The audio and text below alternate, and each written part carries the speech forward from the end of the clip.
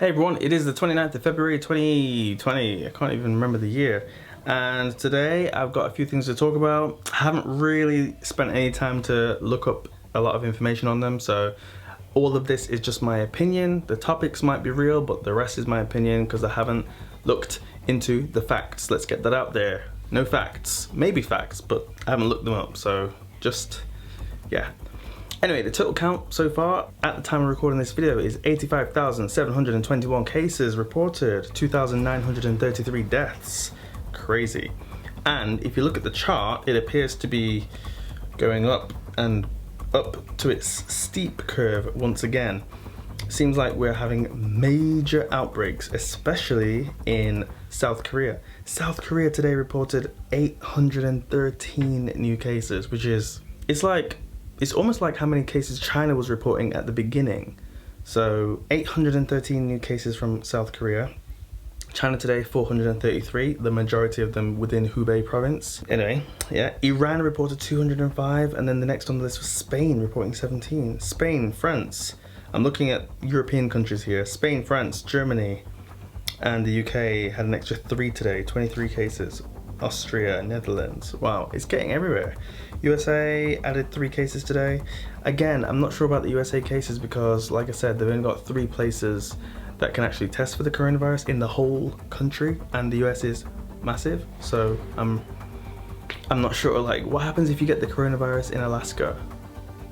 Can you get tested in Alaska? What happens if you're in a state, just any state, if you're like on the opposite side of America that doesn't have the testing kit? Are you meant to travel all the way across the country to get tested? So I'm not sure what America's doing here, but I guess, yeah, they are doing what every other country seems to be doing and not admitting that they have any cases. It's crazy. Thailand has alerts out for viral pneumonia that isn't the coronavirus. So what the hell is that all about? And Thailand is like a major destination for Chinese business and tourists in general, so I'm not sure how they can have a viral pneumonia that's going around. It's going around. And at the same time as the coronavirus, they are sure it's not the coronavirus. It just seems like someone is trying to fix the numbers here. Iran's apparently been lying about the numbers. There just seems to be leak after leak from Iran about how many people have really got it. So that's one thing you got to admire about China. If they say that, it's like, even if there is a leak, it's deleted from the internet in China, like that. Whereas if there's a leak in a different country, they don't have that power, so it's quite funny. The leaks come out and then everyone can see it, and then the government's just say, no, it's not true, while the nurses are on TV saying, yeah, we saw like 25 people die today, and the government's like, no one else died from the coronavirus. Whereas in China, that could never happen. Like, even if it was the fact that the journalist was interviewing the Chinese nurse saying like, oh yeah, we have like 300 deaths in a day and they're not reporting it, that report would just never go out. It would never be aired. It would never end up on the TV. It might leak, but it would never be verified, and it'd be unverifiable, so no one could ever really report on it. So that's one thing that China's got over the rest of the world. They can control the internet here. They can control the story completely. True or false, whatever it is, the government is the one that decides. Iran, you just can't do that. So I don't know, just come clean. I might have mentioned it before, but apparently, I'm gonna find this report and put a link somewhere. Apparently the whole of the UK only has 15 beds for these kinds of viral contagious diseases. 15 beds. So let's just hope the cases in the UK aren't currently, it's quite funny, because I just looked at the list, it said 23. So, 15 beds in all of the UK for this kind of I don't understand what the point of that is, because if something is viral and contagious, surely there would be more than 15 people with it before you identify it as being viral and contagious and like a problem, right? Imagine if this started in the UK. I don't think they're gonna like send patient 0 to like some special place, because at that point you don't realize that it's so contagious and viral. Like, you would only realize after it gets to like, you know, 5 people, all who have had contact with like this one person that came in, like 10 people, like that. So 15 beds, it's almost a pointless exercise. It's like building a special hospital for war victims and it's got like 1 bed. As if there's only gonna be 1 patient. Come on, let's be real. I can understand it would be expensive to just keep that there for years on end when potentially there's no outbreak and nothing. But it would be good to have like an entire hospital that's been built that can be used in that way. Like they've got stuff they can just pull up out the ground or from the roof, and it makes like the rooms sealed, or I don't know, just something where it's like dual use instead of only 15 for the whole of the UK. It just, ugh. And they were criticizing China. China was getting like 2,000 odd cases a day at the beginning. That's, come on. So 15, let's sort that out, NHS. Come on, let's fix this problem. So speaking of the UK, we have a problem there as well with the first person-to-person spread without any knowledge of how the virus got to that first person. So obviously there's 20 odd people with it in the UK, but they're all known and monitored and I guess in some kind of quarantine. But this person just appeared with the coronavirus. He hadn't been out of the country. I'm saying he, I don't remember if it's a he. He hadn't been out of the country and there's no known contacts that have.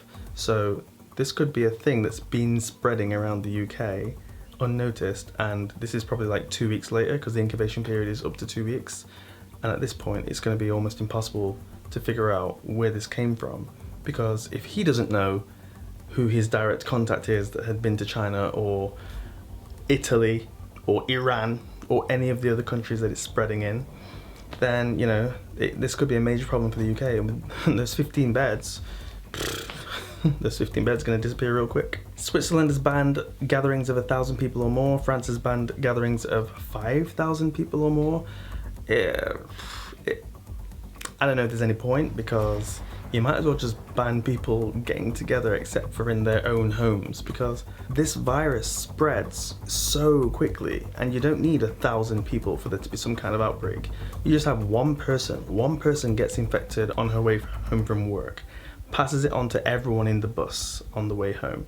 They pass it on to their families, the kids pass it on in the school, they pass it on to the teachers, and then they pass it on to the neighborhoods. It doesn't take a gathering of 1,000 people, so it seems a little silly, and it seems to be adding more pressure on the police at this time when you need to be more focused on dealing with finding patient zero, finding a cure, and making more hospital beds. If the WHO would just, you know, get their act together and say that it's a pandemic, then I guess most people will figure out, you know, an establishment has said that this is something very serious. It's not just hype from the news. Maybe I won't go to the concert. And I think people will just naturally think, coronavirus going around, it's a pandemic officially. I'm not gonna go to this 1,000 or 100 or whatever people gathering. I'm just gonna stay at home. And people will probably be more likely to stay away from each other as well, as a result. And the last thing, money, money, money. Money is the root of all evils. I agree. Because if you look at who's not reporting cases and get to the core of it and find out the reasons, it's all because of money.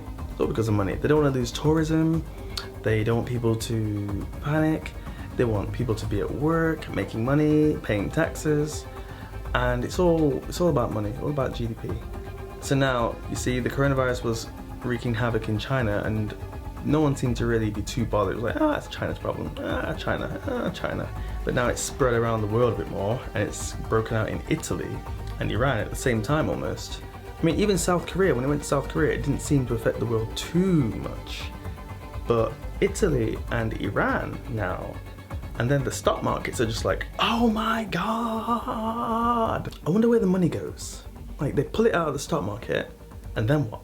Why is the pound dropped? Does that mean people are pulling money out of the pound? Like, transferring it and changing it over to euros or changing it over to dollars? But the dollars, or like, where's the money going? Where does it go? Like, what currency is it in? People buying gold, I guess. But I don't think the whole stock market has gone down all that much, and people are putting all of that into gold. Like, why has the pound gone down so much today? Anyone can explain that to me in the comments down below? I don't know. Anyway, that's all for today. I'll put the updated figures on the screen because I'm always doing this when I record the video. The numbers are always different to when I'm editing the video. I edit the video and I'm like, I said there were no deaths there and now there's a death. I said there was 100 cases and now there's 2.